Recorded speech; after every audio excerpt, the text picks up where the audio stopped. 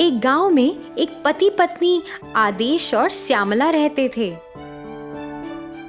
आदेश बहुत ही आलसी आदमी था और उसकी पत्नी अपने परिवार में एकमात्र पालन करता थी। उसकी पत्नी अपने आलसी पति से खुश नहीं थी क्योंकि वह कोई पैसा नहीं कमाता था और इधर उधर भटकता रहता था। अंजना, अंजना,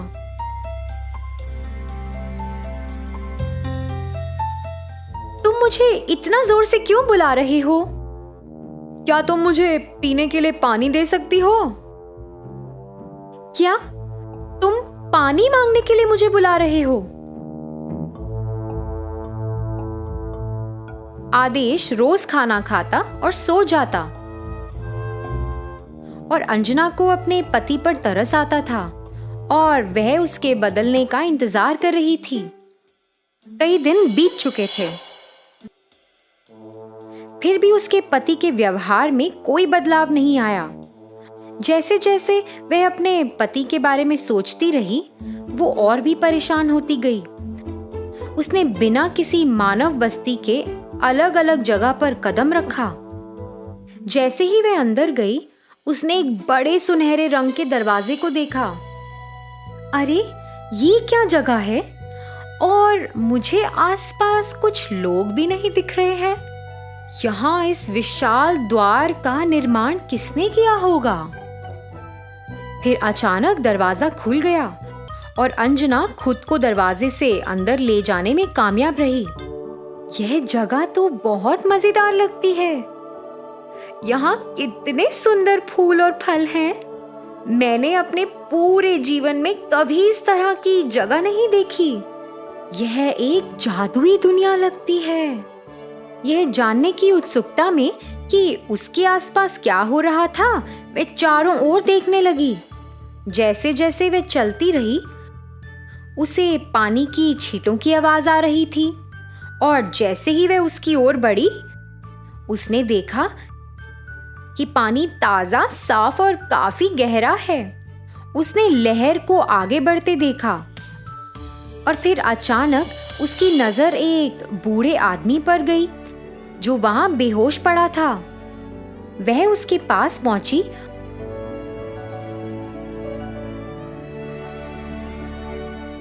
और उस आदमी को पीने के लिए थोड़ा पानी दिया।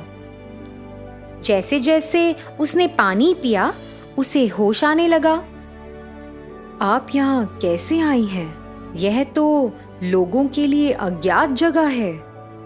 मैं अपने विचारों में खोई हुई थी और अचानक इस जगह पर आ पहुंची। मुझे तुम्हें यहाँ देखकर खुशी हुई है। तुम क्या सोच रही थी? अंजना ने उसे अपने पति के बारे में बताया। मैं अपने पति के बारे में सोच रही थी और बहुत उलझन में थी। ना जाने क्या कर रही थी। तुम्हारा पति खुद को बदलने के लिए कड़ी मेहनत करेगा। मेरी बातों पर विश्वास करो और खुशी खुशी अपने रास्ते पर चलो। यह दरवाजा अजीब लग रहा है। अगर मुझे फिर से इन ऋषि मुनि से मिलना हो तो मुझे सिर्फ इस दरवाजे से आने की जरूरत है। जी धन्यवाद। अंजना ऋषि मुनि की बातों पर विश्वास कर खुशी से घर लौटी। आदेश एक गहरी नींद में था। फिर उसे महसूस हुआ कि ज्यादा सोने से उसका सर बहुत भारी होने लगा है। हे भगवान, मेरा दिन बर्बाद हो गया है। मुझे इतना बुरा सरदर्द हो रहा है। जैसा कि आदेश ने अपने दर्द को कम करने की कोशिश की, उसे कुछ अजीब महसूस हुआ। घबराया हुआ वह आईने के पास गया। मेरे सर पे ये क्या है? हे भगवान, ये सींग मेरे सर पे कैसे आए? अब मैं क्या करूंगा? फिर उसे पता चला कि ये सींग उसके भयानक सरदर्द का कारण थे। घर में घुसते ही उसकी पत्नी ने उसे देख लिया। वो विशाल दरवाजा तो सच में जादुई लगता है। वह स्थान बहुत सुंदर और शांत था। मैं अब पहले से ज्यादा खुश महसूस कर रही हूँ। इसके अलावा मुनि ने कहा कि मेरे पति आलसपन छोड़ देंगे और काम करना शुरू कर देंगे, और अब मेरे पति के सर पर सींग होने की वजह से वो सो नहीं पाएंगे। अंजना अपने पति के साथ हुई इस अजीब घटना के बारे में सोचती रही।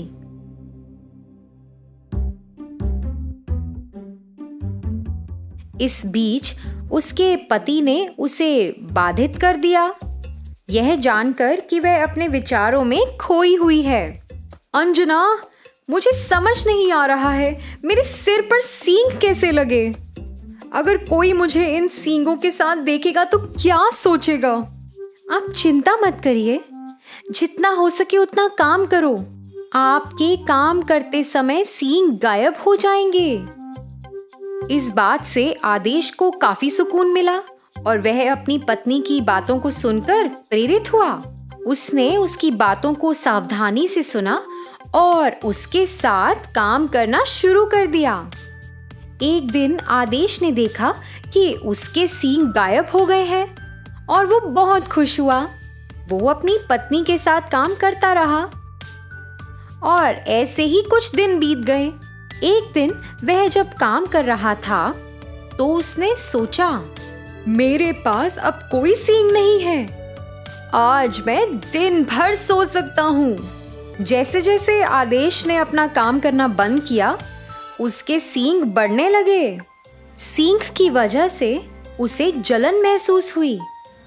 जैसे ही उसने अपने सिर पर हाथ रखा, उसने महसूस किया कि ये कितना भारी है और तुरंत वापस जाकर अपनी पत्नी को बताया। अगर आप बिना काम किए सोना चाहते हैं तो आपके सींग फिर से बढ़ने लगेंगे। हाँ, मैं सोने गया और मैंने ऐसा देखा, मेरे सींग तो फिर से बढ़ गए हैं। यदि आप सींग नहीं रखना चाहते तो कृपया रोजाना काम करें। सींग के बढ़ने के डर से आलसी आदेश रोज अपना काम करने लगा। मैं अब खाली नहीं रहूंगा, अब मैं अपनी पत्नी की मदद के बिना काम करूंगा। उसने खुद काम करना शुरू कर दिया और उसकी पत्नी घर का काम संभालती थी। मैं संकट में थी और एक ऋषि मुनि से मिली जब मैं बड़े अजीब दरवाजे से अंदर गई थी। उन्होंने ही मेरे पति का चाल चलन बदला है। मैं उनकी बहुत शुक्रगुजार हूँ।